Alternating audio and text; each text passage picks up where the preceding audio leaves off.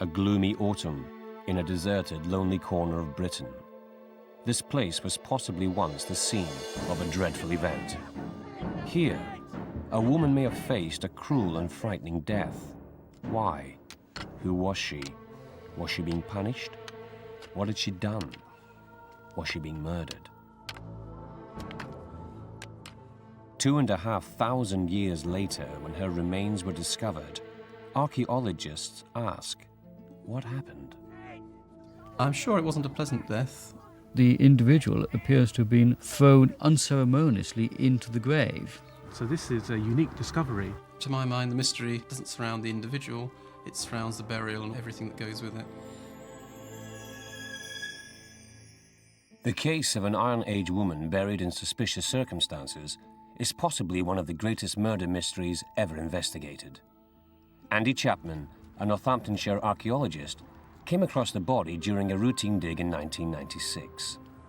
At first, there seemed to be nothing unusual about the burial, but soon the alarm bells rang, and Andy realized he might be dealing with a case of murder.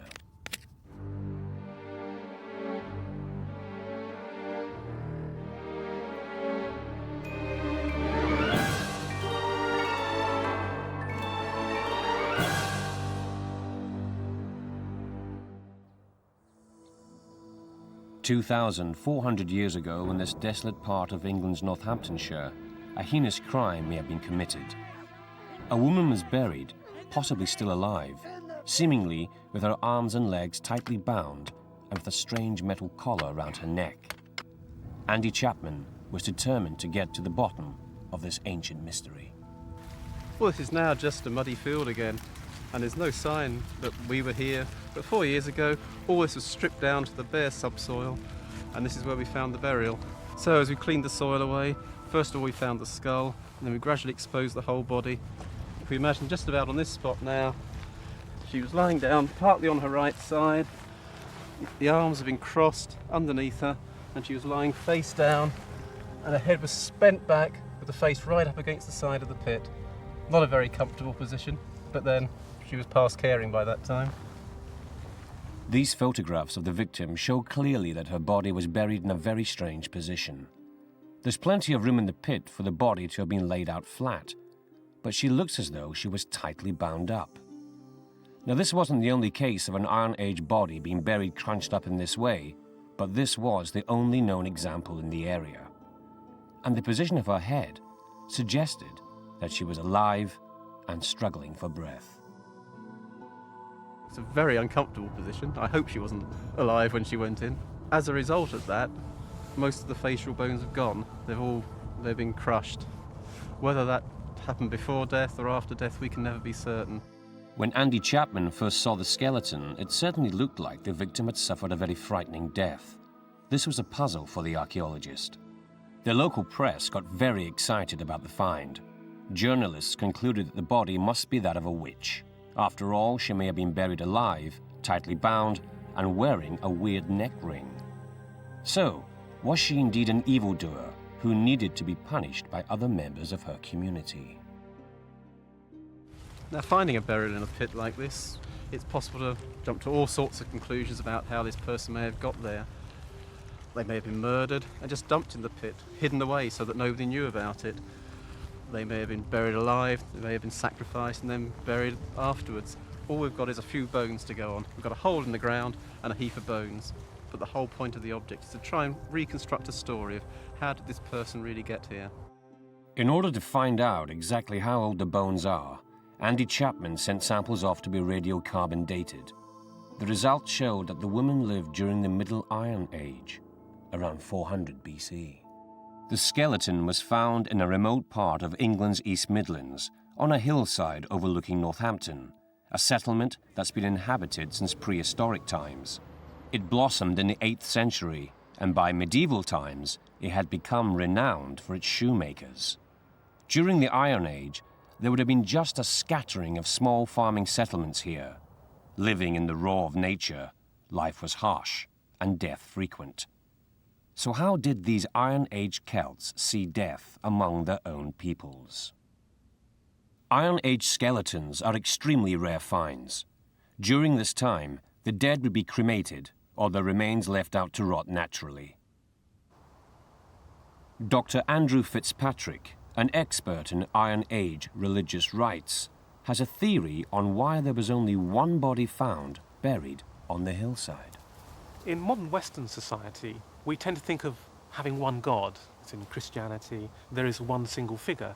But many societies, certainly in the past, thought of there being many gods. They believed in gods, some of whom were a god of war, another one who'd be the god of the underworld, gods who would ensure prosperity and look after people on their journeys. So we shouldn't think of a single god, but we should think of many gods. So the diversity of religion should lead us to think, I would say, that we should have a diversity in burial rites.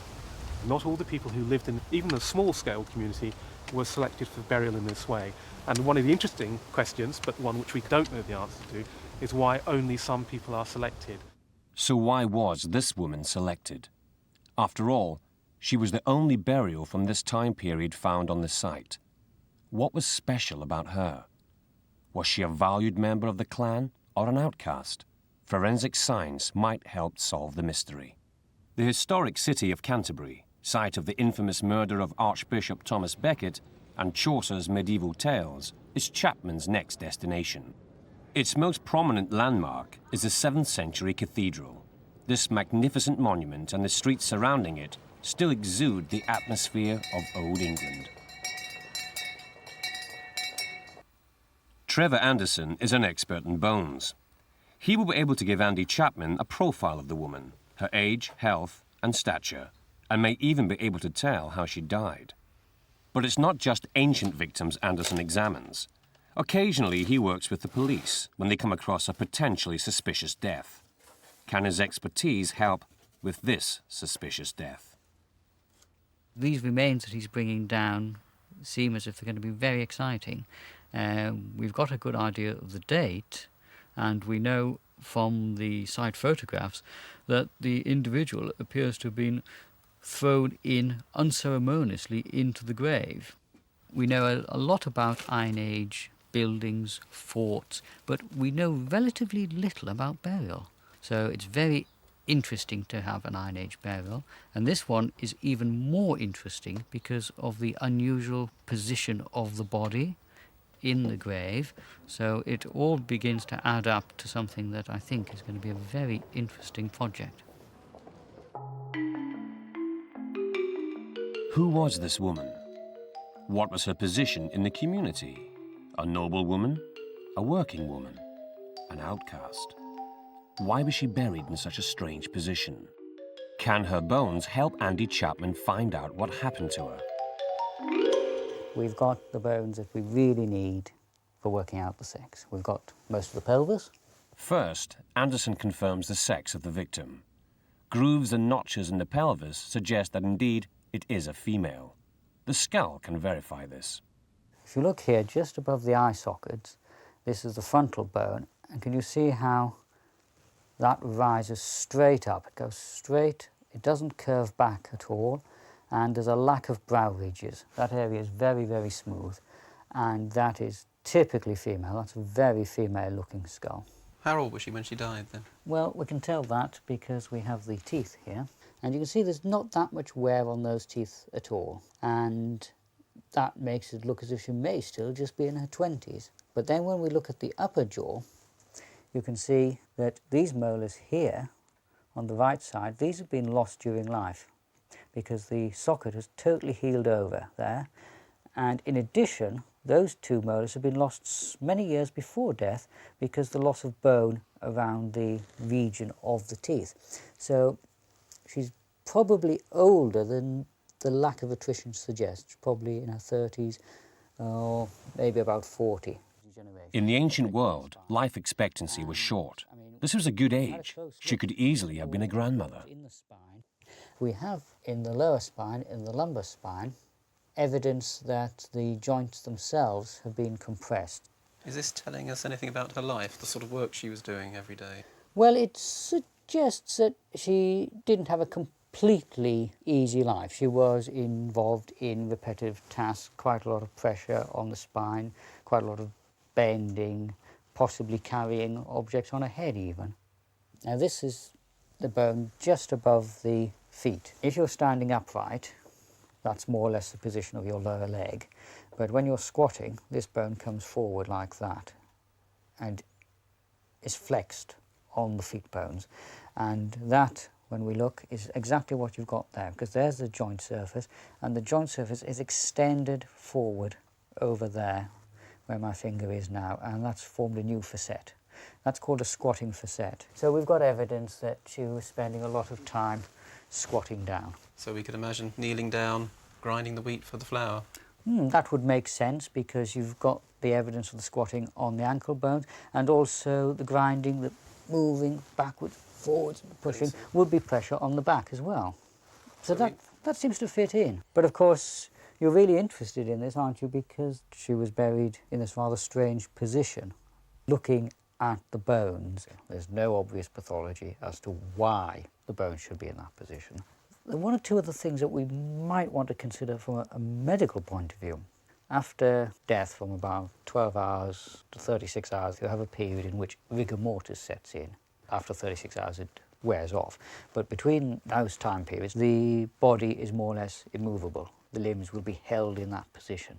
So if she had died in a position such as you suggest, with the lower limbs tightly contracted and the upper arms under her body, and she was buried, let's say, a day after her death, it would be difficult to move the limbs. So what you're saying then is that the position she was in was most likely just part of the ritual of the burial. There's no other reason why she would have been in that position. I think she's been deliberately placed like that. Bone analysis shows that the victim probably lived an ordinary life, but the mystery is still to be solved. Why was this the only body to have been found here? The metal neck collar might provide a vital clue.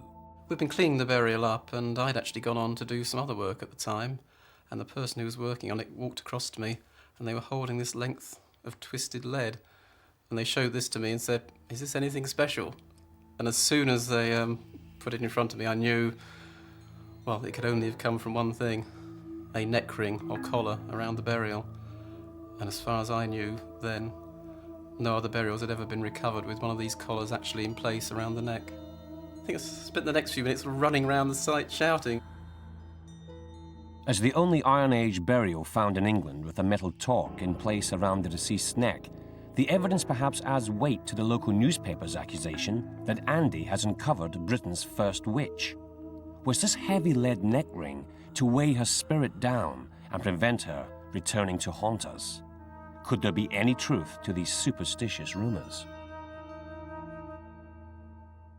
We know we've got a woman 30 to 40 years old, about average height. We know she's been doing a certain amount of work for a living, but not an excessive amount. She is in pretty good state of health for her age. So there's still something we have to explain here. Just how did she get in this position? How did she die? Perhaps the most useful clue lies in the torque, the neck collar found with the body. Torques were very special items of Celtic jewellery, usually worn by warriors and leaders. They were lengths of metal, bent into a circular shape and worn around the neck, with rounded terminals at the front. The Celts would bury treasuries of gold and silver torques as offerings to the gods, such as these from the largest hoard found in Norfolk. Dr. Andrew Fitzpatrick believes that the presence of the torque might cast light on how this woman was regarded by her community. The way these things were used were to display status. But we also find ordinary people with torques around their necks throughout the Iron Age for a period of 500 years or so. That's quite a long time. It's like almost from the time of Christopher Columbus to the present day. But within that period, the meaning and usage of torques changes. So they start off, I think, as being very high status objects, then they become a bit more mundane, and then later on, I think, they become a sign of a god. So they're obviously something which the Celts felt brought great powers to them. And that may be quite important in trying to understand why the lady who is buried in the settlement just up behind me here had a neck ring. Maybe she was very important and she was very highly regarded in her society. If torques were associated with status and divinity, was the burial a religious rite? Exactly what kind of importance did the woman have? Her torque was strange, different from others found, made of lead, broken in two, and positioned back to front. Chapman took it to Butser Ancient Farm in Hampshire, an Iron Age working museum, to get some more clues. Oh, David, there's the talk. Oh, lovely, yes. David Freeman has studied Iron Age metallurgy. Perhaps he can help solve the puzzle of why the talk was broken in two and worn backwards. So there's a number of interesting aspects about the talk. One is, of course, we've got those nice rounded terminals. Yes. The decorative pieces, which you'd expect to be at the front. Yes. We're actually at the back of the neck as we found the body. So the talk was actually on backwards? Yes. Good heavens. So, of course, while most of the talk's quite well made, we've got the twisted metal. These ends are quite obviously much more roughly finished. You can see the perforation there. And this side, there's just two notches roughly cut into the metal. So, how do you see that perhaps being fastened? Well, one assumes if the talk was made in one piece, it may have been a fracture. Lead won't stand too much movement. It may well be an attempt to sort of hold it in one piece. Possibly a leather thong through there. And if it's laid either side of that one, so you've actually got a loop, and then using the notches there to actually bind it using perhaps a linen thread. And that would have made, in effect, a leather hinge. A leather hinge, that's right. I don't suppose we'll ever know unless we could time travel. That would be very useful. But certainly we can have a look at the object as a working item, and perhaps that will give us some clues. Yes. The talk was well made, the terminals neatly finished, and the twist very even. What stands out is the break and the crude chiseling of the broken ends.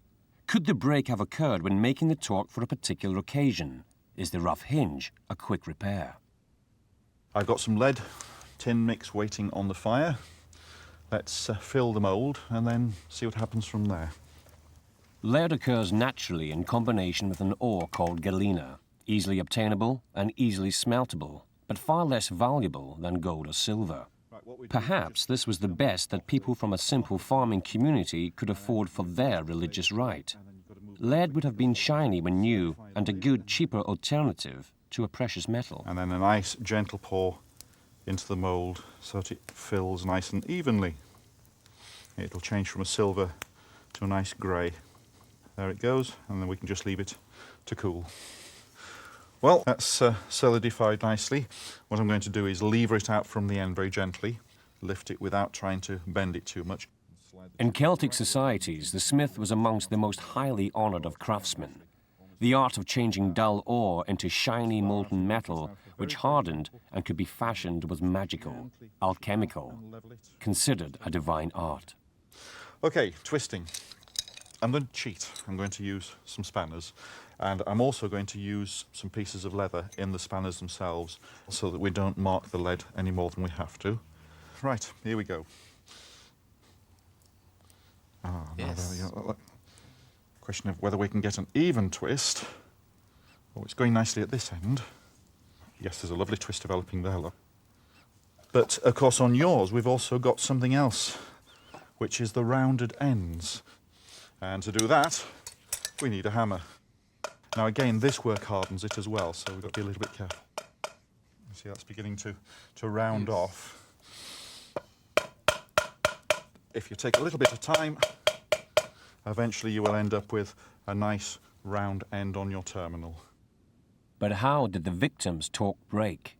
Was it deliberate or an accident? Now, the next stage is the most critical of all.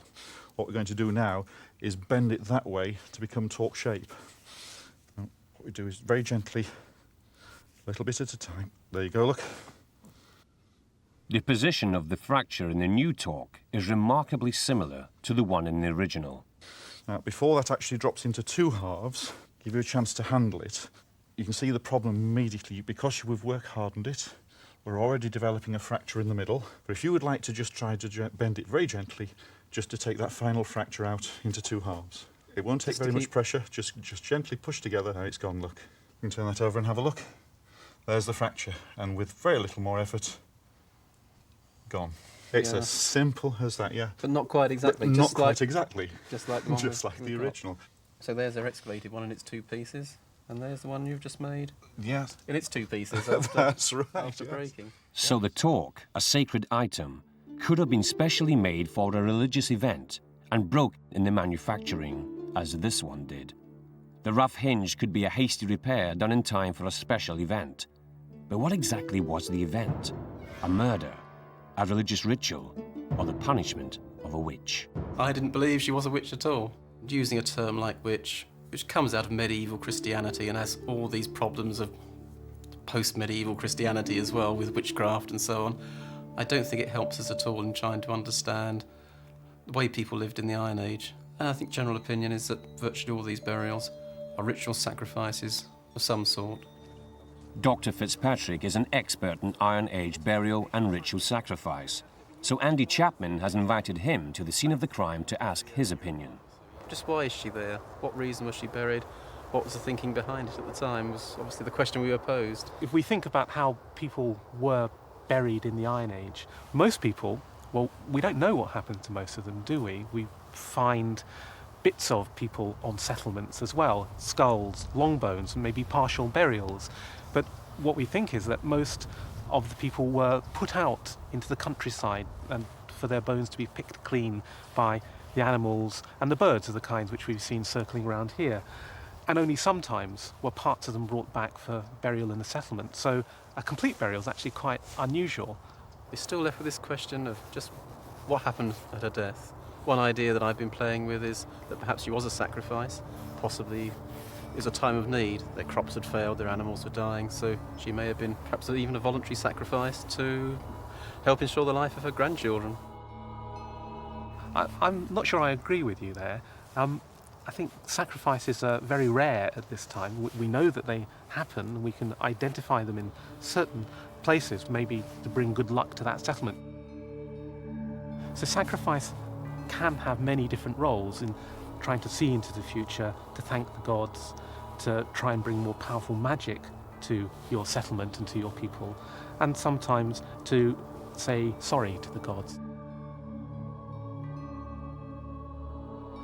So those kind of contexts are quite clear to me as an archaeologist. I'm not sure that this is particularly unusual, and I wonder whether the talk really tells us this woman was very important and much loved member of her community, rather than she was deliberately killed. So another way of looking at this burial is that perhaps this woman was actually the grandmother of her people.